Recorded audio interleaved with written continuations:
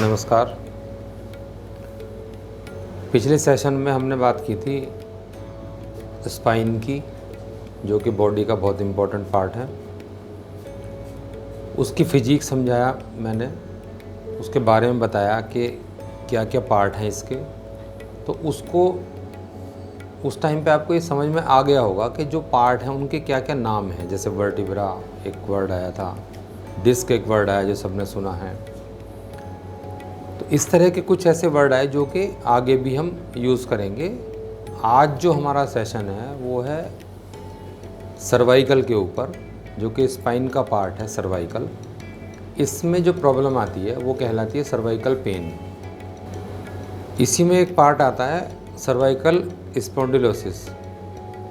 है क्या ये चीज़ें, ये कैसे होता है, क्यों होता है हमारे शरीर में, इसके क्या मेन कारण हैं, ये पेन क्यों होता है हमारे नेक में या सर्वाइकल में, कैसे ये धीरे धीरे जनरेट होता है, उन सब के बारे में आज बात करेंगे। ध्यान से सुने और इसका ज़्यादा से ज़्यादा फ़ायदा उठाएं। जो चीज़ें मैं आज बताऊंगा इसको ठीक करने के लिए, पहली बात तो आप एक स्वस्थ अगर व्यक्ति हैं तो कुछ चीज़ें आप रेगुलर अगर करेंगे तो आपको ये प्रॉब्लम कभी होने वाली नहीं है। लेकिन अगर आपको हो गई है प्रॉब्लम, जैसा कि कॉमन है आज की डेट में, ये कॉरपोरेट सेक्टर में बहुत ज़्यादा है ये प्रॉब्लम, या और जो वर्किंग स्टाइल है उस केस में, या एज रिलेटेड प्रॉब्लम भी है ये, तो उसको ठीक कैसे कर सकते हैं छोटे छोटे काम करके, वो मैं आपसे बात करूँगा। तो इसको समझने के लिए आप ये मैं जो फ़ोटो दिखा रहा हूँ स्क्रीन पे, उसको आप ध्यान से देखें कि क्या है, मतलब सर्वाइकल पेन में कौन कौन से वर्टिब्रा का रोल है, कितने पार्ट का हमारा रोल है। जैसा नाम से ही पता चल रहा है सर्वाइकल, सी फॉर सर्वाइकल, तो सी से जो बात करेंगे हम, C1 से लगा के C7 तक की जो बात करेंगे, उसका रोल है सर्वाइकल पेन में। अगर नेक से ऊपर पेन होता है तो सर्वाइकल पेन है। प्रॉब्लम और जगह भी हो सकती है, मैं बात करूँगा किस किस जगह पे, जो आदमी सोच भी नहीं पाता इसकी वजह से कहाँ कहाँ पेन हो सकती है या क्या प्रॉब्लम हो सकती है, वो मैं बात करूँगा। तो इसमें क्या है, C1 से लगा के C7 तक 7 पार्ट है इसके। आप देख रहे होंगे कि इनके बीच में से कुछ नर्व्स जा रही हैं जो कि सेंसेशन के लिए और उसके अलावा जो ब्लड के लिए काम करती हैं, ट्रांसमीटर का काम करती हैं, मैसेज पास करने का काम करती हैं, वो इन्हीं वर्टिब्रा के बीच से जा रही हैं। कुछ वाइट कलर की जो हैं ये कुछ डिस्क आपको दिखाई दे रही हैं जो हमारी नेक में होती हैं। इसके अलावा आप देख पा रहे होंगे दूसरे, अगर उसको देखेंगे हम तो इसमें अलग क्लियर कलर में आ रही हैं। रेड कलर की कुछ वेन्स हैं, कुछ जो हैं हमारी येलो कलर की हैं। तो ये अलग अलग सारी सेंसेशन के लिए और ब्लड के लिए सारी जो नर्व्स हैं या कुछ और जो बीच से जाती हैं इन वर्टिब्रा के, वो आपको दिखाई दे रही हैं। क्लियर दिख रहा है क्या, इनका रोल क्या है, क्यों इनको C1 से लगा के C7 तक के नाम दिए गए। इनका 7 की 7 वर्टिब्रा का 7 के 7 पार्ट का इम्पॉर्टेंट रोल है हमारे किस किस पार्ट में, वो मैं आपको बता देता हूँ। जैसे नंबर 1 अगर C1 की बात करो, जो पहली वर्टिब्रा है, उसका क्या है, वो क्या क्या काम करेगी। उसका नाम रखा गया है एटलस। कहाँ कहाँ से कनेक्टेड है वो, हेड से, ब्रेन से, इनर और मिडल ईयर से, हमारे कान का जो अंदर का हिस्सा है उससे, और उसके जो बीच का हिस्सा है उससे ये कनेक्टेड है। इसी तरह जो C2 है नंबर 2 वाली, वो उसका नाम है एक्सेस, उसको एक एक्सेस का नाम दिया गया। ये क्या करती है, जो अपनी ऑडिटरी नर्व्स हैं, जितनी ऑडिटरी नर्व्स हैं वो इसमें से जाती हैं, साइनस वाली जाती हैं, आइज़, टंग्स, ये सब इसके थ्रू कनेक्टेड होती हैं। ऐसे C3 में टीथ, चीक्स, आउटर ईयर्स, ये कनेक्टेड होते हैं। C4 में नोज़, माउथ, लिप्स, और अगर देखो तो स्टेशन ट्यूब्स होती हैं जो कान के अंदर से लगा के और हमारी बैक नेक तक जाती हैं, जो मतलब मैसेज ट्रांसफ़र करने का काम करती हैं, वो ये इससे रिलेटेड है। इसके अलावा C5 जो है हमारी वोकल कॉर्ड से कनेक्टेड है। C6 शोल्डर्स, नेक और टॉन्सिल्स, टॉन्सिल्स से कनेक्टेड है, C7 थायराइड और एल्बो से कनेक्टेड है। एल्बो से मैं बार बार बता रहा हूँ कि कई बार प्रॉब्लम आपकी एल्बो से भी शुरू होगी तो उसका कनेक्शन भी कहीं ना कहीं सर्वाइकल से ही रहेगा। अब जो ये इतनी चीज़ हमने जानी कि कौन कौन सी कहाँ कहाँ कनेक्टेड है, इसका मतलब ये है कि अगर कुछ भी प्रॉब्लम शुरू होती है तो आपके इन सब ऑर्गन्स या इन सब पार्ट्स पर इफ़ेक्ट आ सकता है। तो अब ये खाली ये ना जाने कि इसकी वजह से सिर्फ पेन होगा।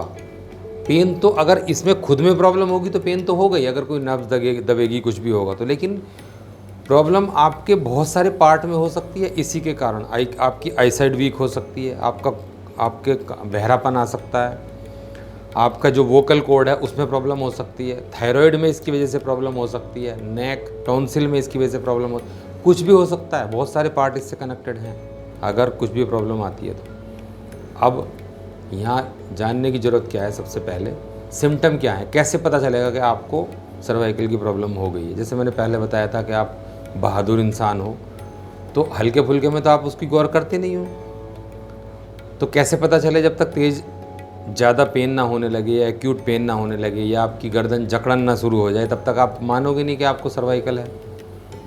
तो सबसे आसान तरीका है, कुछ सिम्टम ऐसे हैं जो कि आपको दिखा देंगे कि आपको सर्वाइकल की प्रॉब्लम शुरू हो चुकी है। जैसे आप अपनी गर्दन को जैसे ही मूव करेंगे इस तरफ या इस तरफ, तो कुछ उसमें हल्की सी आवाज़ आनी शुरू हो जाएगी, ये एक सिम्टम हो सकता है। आपको हेडेक हो सकता है। सबसे बड़ी बात, जब आप लेट के उठते हैं तो आपको चक्कर महसूस हो सकते हैं, आपका सिर घूम सकता है। अगर कुछ भी सिम्टम नहीं है और सिर्फ आपका उठने बैठने में सिर घूम रहा है, बशर्ते कि आपको ब्लड प्रेशर हाई या लो की प्रॉब्लम नहीं है, तो आप चेक कराएं। आपके सर्वाइकल में प्रॉब्लम है, आपके कहीं ना कहीं C1 से लगा के C7 में कुछ ना कुछ प्रॉब्लम है और शुरू हो चुकी है। इसके अलावा ग्राइंडिंग की साउंड आती है, जैसे हल्की हल्की ग्राइंडिंग की साउंड आती है। अगर आपकी गर्दन जो है स्टिफनेस महसूस कर रहे हो आप, तो आपका प्रॉब्लम शुरू हो चुकी है। डिस्कम्फर्ट है अगर आपकी गर्दन में, सोते टाइम आप जहाँ रखना चाहते हो वहाँ नहीं रख पा रहे हो, अगर इस तरफ सोना चाह रहे हो तो नहीं सो पा रहे हो, कुछ प्रॉब्लम देता है, इसका मतलब वो शुरू हो चुकी है। अब ऐसा होता क्यों है, इनके कारण क्या हैं? कारण देखो, एज फैक्टर भी हो सकता है जिसकी वजह से आपकी जो बोन्स हैं उनमें ऑस्टियोआर्थराइटिस या डीजनरेशन की प्रॉब्लम शुरू हो गई है। डीजनरेशन की प्रॉब्लम आपकी बोन्स में, आपकी नेक में तब भी हो सकती है जबकि आपकी डाइट में प्रॉब्लम हो, आपकी एक्सरसाइज में प्रॉब्लम हो, कोई वियर एंड टियर हो रही हो। डिस्क की प्रॉब्लम अगर हो रही है बॉडी में कहीं, नेक में कहीं, तो वो भी आपको सर्वाइकल की प्रॉब्लम पेन दे सकती है। लेगामेंट कहीं ब्रेक हुआ है या उसको कहीं इंजरी हुई है तो प्रॉब्लम हो सकती है। उसके अलावा जो आपकी डिस्क है वो एक हर्निएटेड डिस्क होती है, वो हो सकती है। इसके अलावा जो जब आप बैठते हो तो आपका जो पोस्चर है वो किस तरह का है, वो एक कारण हो सकता है कि आप लगातार अगर कंप्यूटर पे काम करते हो, आप एक ही जगह पे, एक फ़ोटो में दिखा रहा हूँ जिसको आप स्क्रीन पे देख के आइडिया लगा सकते हो कि ये किस तरह का रूप धारण कर लेती है आपकी जो नेक है। और एक प्रॉब्लम होती है कि स्टेनोसिस एक प्रॉब्लम होती है, मतलब जो आपकी वर्टिब्रा हैं बैकबोन की, स्पाइन की, वो उसमें जो होल होता है बीच में, उसकी शेप बिगड़ने लगे। इसमें दो फोटो दिए हुए हैं, एक तो जो है हेल्दी जो है, एक जो है स्टेनोसिस से इफेक्टेड जो वर्टिब्रा है उसका फ़ोटो दिया है। अब दोनों को देख सकते हैं कि क्या प्रॉब्लम हो सकती है। वो होल अगर जैसे ही घटना शुरू होगा, उसकी जो ग्रोथ है अलग तरह से शुरू होगी अंदर की साइड को, तो क्या होगा, वो नर्व्स को प्रेस करना शुरू करेगा। जैसे ही नर्व्स प्रेस होंगी पेन शुरू हो जाएगा। जैसे ही आपकी बोन डैमेज होंगी, वर्टिब्रा पे इफ़ेक्ट आएगा, वर्टिब्रा डैमेज होगी, पेन शुरू हो जाएगा। तो ये बहुत सारी चीज़ें आपकी जैसे अच्छा, एक कारण क्या हो सकता है कि आपको ड्राइविंग की आदत है, आप बहुत ज़्यादा गाड़ी चलाते हो, या जैसे ट्रक ड्राइवर्स या बस के ड्राइवर होते हैं जो लगातार ड्राइविंग करते हैं कई हज़ार किलोमीटर, 10-10 दिन तक, 15-15 दिन तक लगातार गाड़ी चलाते हैं, उनको भी ये प्रॉब्लम हो सकती है। अब डॉक्टर क्या करेंगे इसके लिए? डॉक्टर इलाज करेंगे कि पहले आपको एक सी कॉलर देंगे, आप उसको बांध लो, मस्त रहो, आपका दर्द कम हो जाएगा। फिजियोथेरेपी करा लो, नहीं मानते आप फिर भी तो आप पेन किलर लगवा लो, एंटी इन्फ्लेमेटरी एक लगा लो, टैबलेट खा लो एक लगातार खाने के साथ। फिर भी नहीं मानते तो आपको फिर एक इंजेक्शन लगा दिया जाएगा। उसके अलावा आपको मतलब कुछ इसी तरह की एक्सरसाइज वगैरह बता दी जाएंगी जिससे कि आप सही रहो। ये गलत नहीं है, बिल्कुल सही ट्रीटमेंट है, इसको करते रहें। लेकिन ये जो ट्रीटमेंट दिया जा रहा है आपको, ये आपके इफ़ेक्ट पे काम किया जा रहा है। इसमें कोई भी काम ऐसा नहीं है जो कि आपकी जो डैमेज हुआ है या जो डिस्टरबेंस हुई है उसको पूरी तरह से हील कर दे।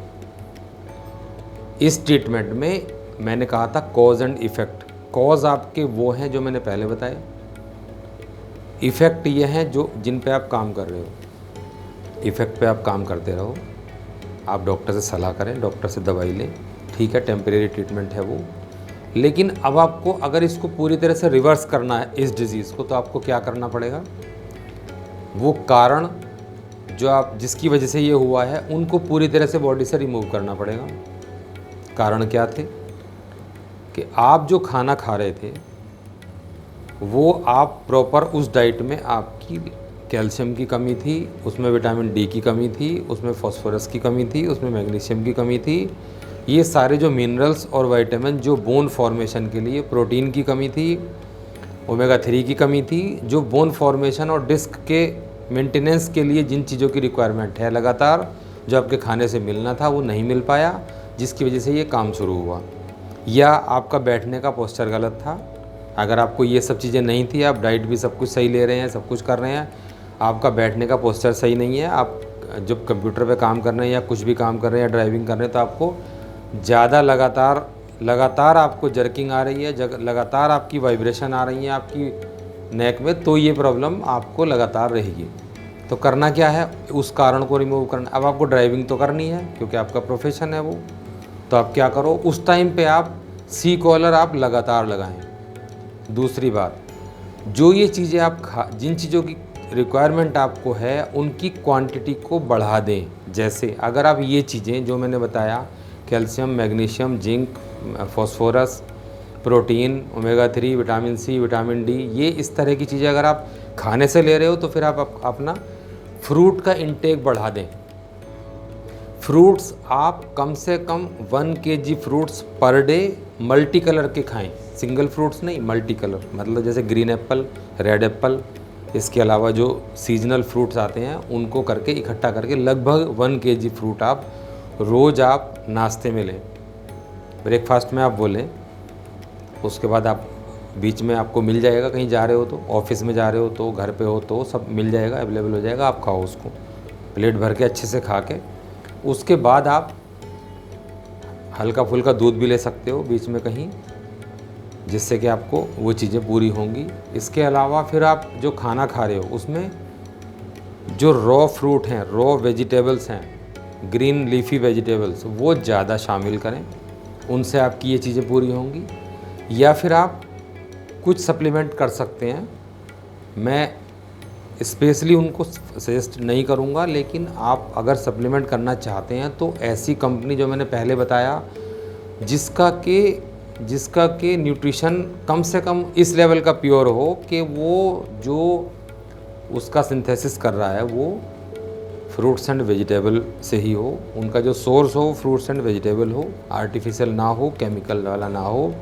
उसके लिए आप न्यूट्रास्यूटिकल्स की कुछ कंपनीज जो मैंने पहले नाम बताए थे उनसे आप कांटेक्ट करके उनका आप खा सकते हो, उनकी स्टडी करके वो वाले सप्लीमेंट आप ले सकते हो जिनके के आपकी बॉडी में साइड इफ़ेक्ट ना हो। नहीं तो होता क्या है, आपने कैल्शियम को खाया, कैल्शियम कार्बोनेट फॉर्म में था, आपने खाया, आपको कोई ना कोई स्टोन वगैरह बना दी, तो वो गलत चीज़ होगी। इससे अच्छा तो आप फ्रूट्स एंड वेजिटेबल पे जाएं, प्रायोरिटी आप फ्रूट्स एंड वेजिटेबल की रखें।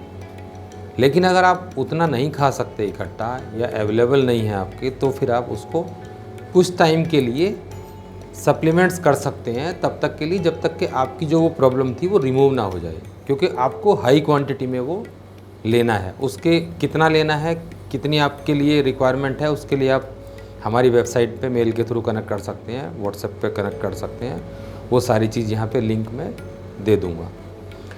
अच्छा, एक ट्रीटमेंट हुआ। अब खाली क्या आपकी बैलेंस डाइट से काम चल जाएगा?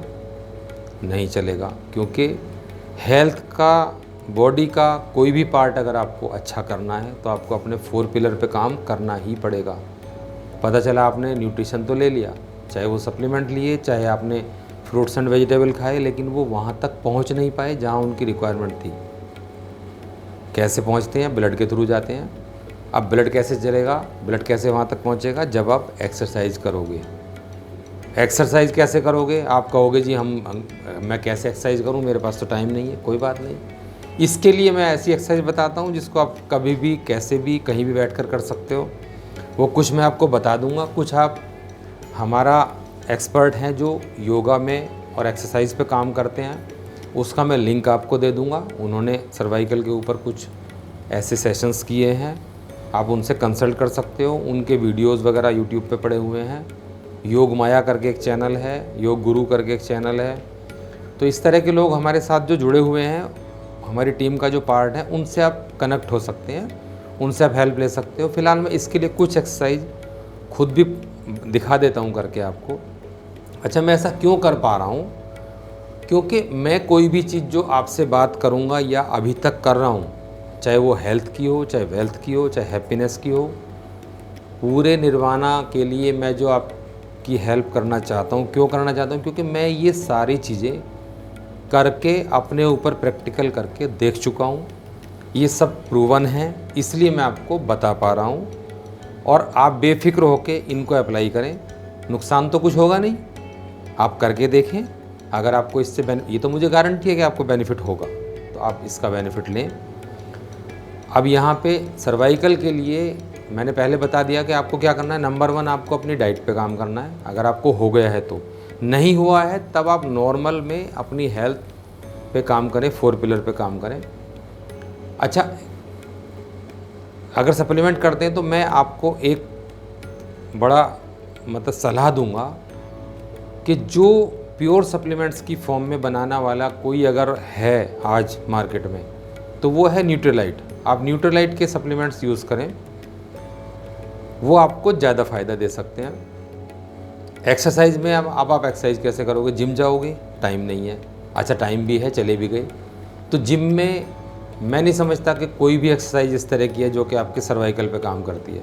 वो आपके बॉडी को की टोनिंग प्लस सारी चीज़ पे काम करती है, लेकिन वो आपके सर्वाइकल पे काम नहीं करती। हो सकता करती हो तो आप वहाँ पे सेलेक्ट कर लीजिए, अगर आप जिम जाना चाहते हैं या जाते हैं तो। वरना आप कभी भी कहीं भी बैठकर इस एक्सरसाइज को किसी भी टाइम, चाहे आपका पेट भरा हुआ हो, खाली हो, कुछ भी हो, आप सर्वाइकल की एक्सरसाइज कहीं भी कर सकते हो। आप ऑफिस में हैं, काम कर रहे हैं, बीच में आपको प्रॉब्लम लगती है तो आप एक्सरसाइज कर सकते हो। आप गाड़ी चला रहे हैं, थोड़ी देर रोक के 5 मिनट आप ये वाली एक्सरसाइज कर सकते हो जो मैं बता रहा हूँ। आप कहीं भी कुछ भी बैठे हैं, आप ये वाला कर सकते हैं। आप लेट गए हैं, सोने जा रहे हैं, उससे पहले आप ये करके सो सकते हो, जिससे कि आपको रात को अच्छी नींद आए। करना क्या है? सिंपल करना है।